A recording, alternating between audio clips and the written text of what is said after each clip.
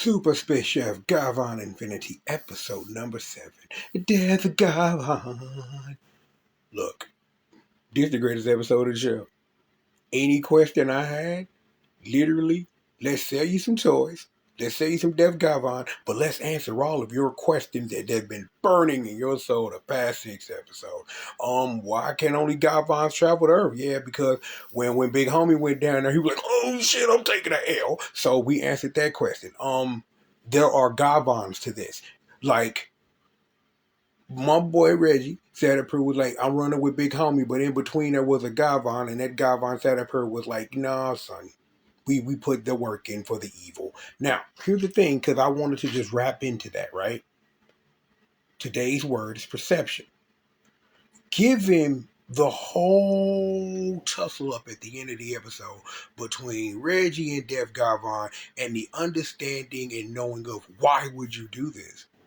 Death Gavan like, why the fuck not would I do this?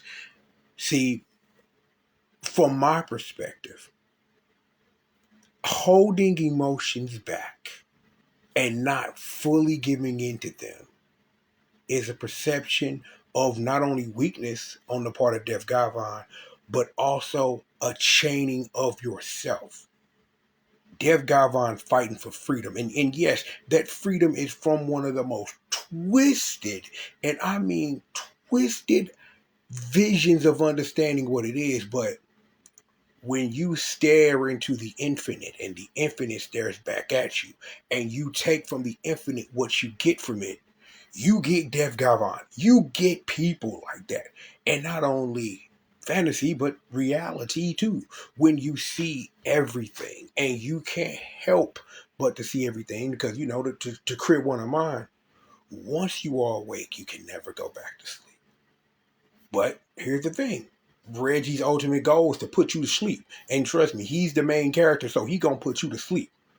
The thing is, main character energy just sat up here and broke open a hole between the layers now, so it could be very possible that Squadron's gonna be sitting up here, jumping in, coming through, so we're gonna be seeing more Bushido, more the Leslie twins, all the stuff you want.